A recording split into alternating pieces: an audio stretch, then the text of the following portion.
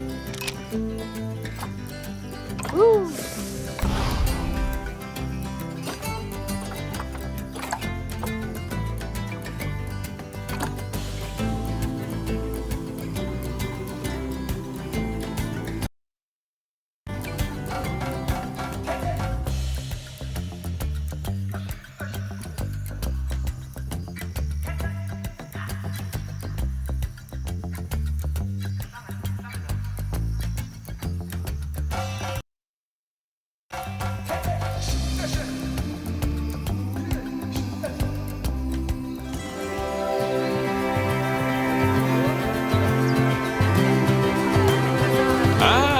Heyo at Hematu.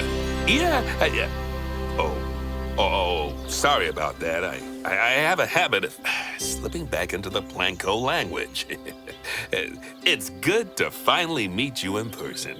I'm Bernard, although I insist you call me Bernie. The only person who calls me Bernard is my wife. And even then, only when I've tracked elephant dung into the carpets. As you know, I own several zoos, but I always like to show people the ropes here at my home.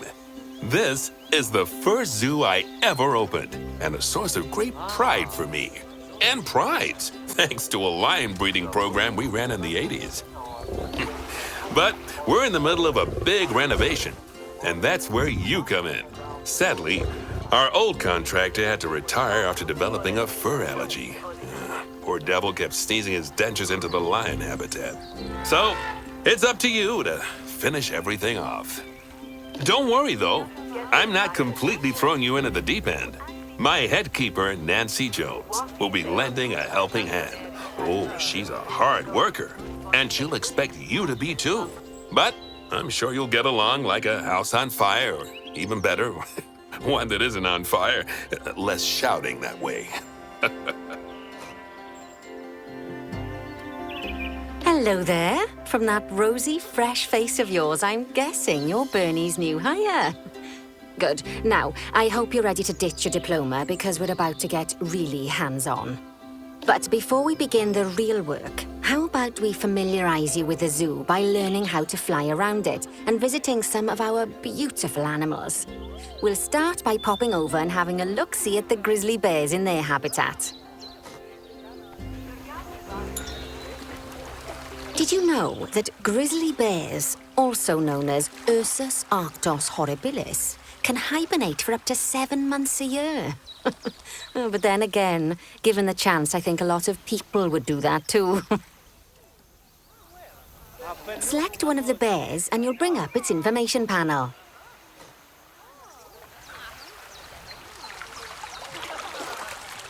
This is where you can find out all kinds of information about your animal.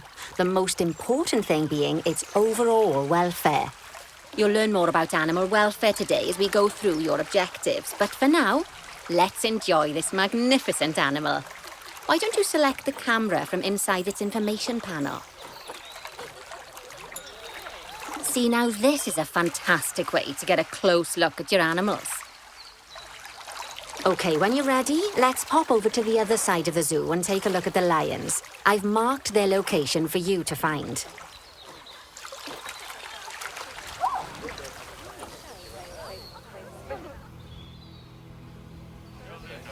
Panthera leo, or the West African lion to you and me.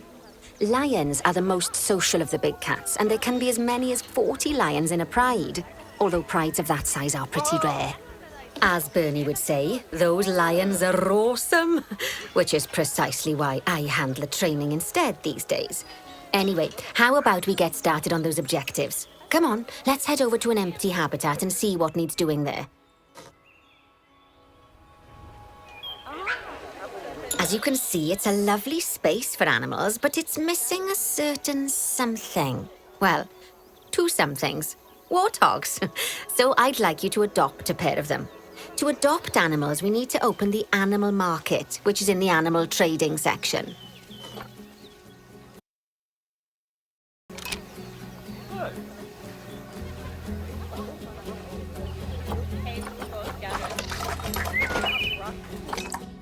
There we are. a pair of perfectly splendid warthogs for our zoo. Just select them and choose Adopt. Normally, the animal exchange would be full of animals, but I've emptied out the market while you learn how it works. The last thing I need is you accidentally ordering a dozen elephants. When you adopt an animal, it's automatically placed in the trade centre where they're held until you're ready to move them into their habitat, which, as it happens, you are. So how about you move them into their new home? When you ask for an animal to be moved into a habitat, your caretakers will go to the trade centre, collect your animal, and deliver them to your selected habitat. I've marked the trade centre's location, so let's go and watch the caretakers in action. Well, as you can see, those caretakers don't hang about. They'll move those animals to their destination as fast as possible. Of course, normally we'd have to place the animals into quarantine before moving them into a habitat, but I am assured by a person of good standing that these warthogs are in the very rudest of health. Right, let's get the warthog's habitat finished up so we can keep them nice and happy. You see, each animal in the zoo has an overall welfare statistic, basically how happy they are. And that overall welfare statistic is itself comprised of 4 different areas: nutrition, social health, habitat, and enrichment. Luckily, if you select an animal, you'll bring up their animal welfare information panel, which we saw earlier, where you can see how they're doing. That way, you'll know exactly what areas need to be addressed. Don't worry if that's a lot to remember. You can always check the Zoopedia for more information. Let's start by making sure we're taking care of the warthog's nutrition welfare. To do this, we'll need to place a food station and a drinking station. Now, each animal requires a different type of feeding station. And for the warthogs, it's a small feeding trough.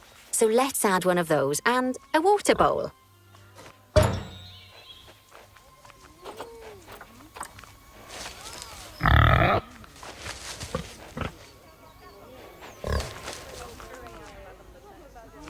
Animals also require stimulation to keep them happy. Let's add a lovely mud bath for the warthogs to roll around in. That bath will count towards their enrichment welfare, specifically their toy enrichment welfare.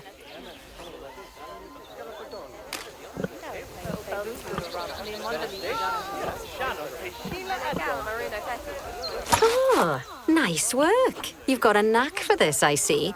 Now, our contractor had to leave in a hurry, so this place is in a fair old state. Unfinished thingamajigs and whatsits all over the shop. But the first thing we need to finish is the ostrich habitat. It's over near the hippos.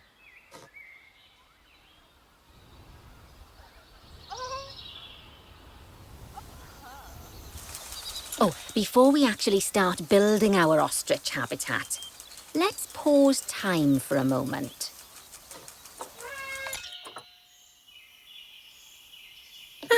That's more like it. A quick break. Sometimes it's a good idea to pause the game whilst you're doing something which requires your concentration, because it'll stop the zoo spinning out of control while you're looking the other way. Let's keep the game paused while we get this ostrich habitat built. Okay, job number 1 here is to add a habitat gate before we complete the barrier. Every habitat needs a habitat gate. After all, how else would the keepers get in and out? Just make sure it's hooked up to the path so the keepers can reach it.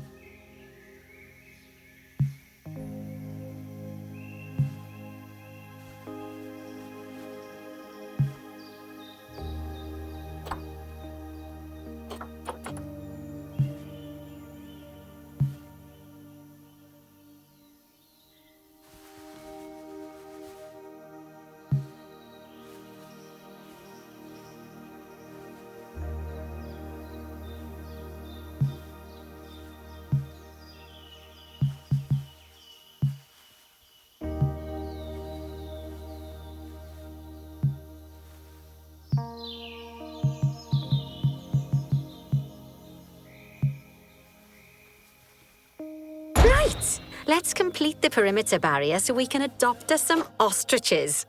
I've marked out an area for you to use, so I'd like you to finish off the perimeter using the brick barrier.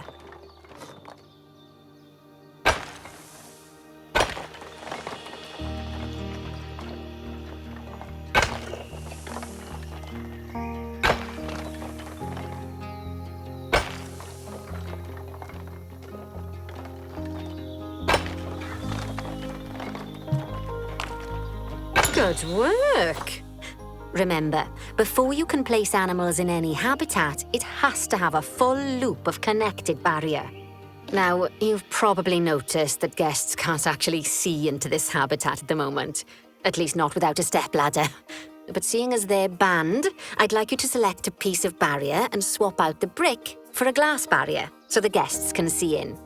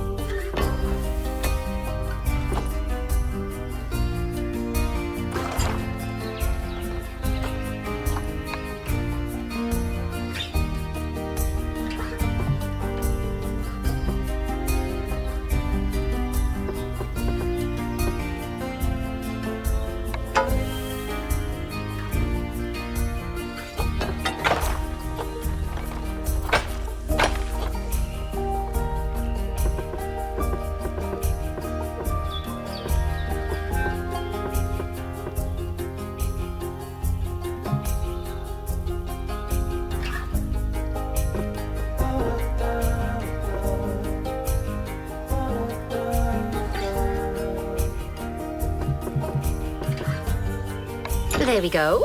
Adding in more windows gives guests even more opportunities to see the animals in a habitat. It's always best to make sure the guests can get a good view into a habitat from the path they're walking on, because it makes them happy, and because this would be a pretty terrible zoo if they couldn't. The last thing we need to do is to add a donation box. You see, when guests enjoy the view of an animal, they'll make a donation. Just make sure you put them in easy-to-reach places, like near a viewing point. Donation boxes are one of the main sources of income for the zoo, so make sure you remember them. Now, before we adopt our ostriches, you should unpause time. After all, if time's paused, then so are our caretakers, which will make it a bit tricky for them to deliver the ostriches. Oh, by the way, as well as pausing time, you can also speed it up. It'll run everything at 2 times and 5 times faster. It can be useful, especially if you're waiting for money to accumulate or for animals to be delivered to your habitat. Personally, I use it when I'm waiting for a brew to finish. All right, you've finished the habitat, so it's high time we adopted those ostriches, don't you think? Let's get 4 of them in here. While we wait for them to be collected by the caretakers and brought to the habitat, you should get it ready for them. Add a suitable feeding station, water station, and an appropriate food enrichment item. It's often best to place things like enrichments and feeding stations near to the habitat perimeter, so guests can get a really good view of the animals.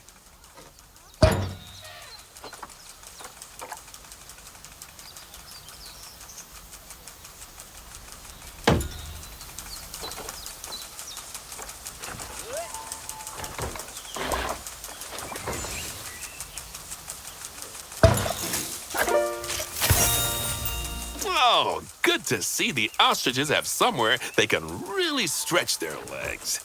Did you know they can actually run at 43 miles per hour? Oh, heaven forbid they ever escape. The speed camera fines alone would bankrupt us.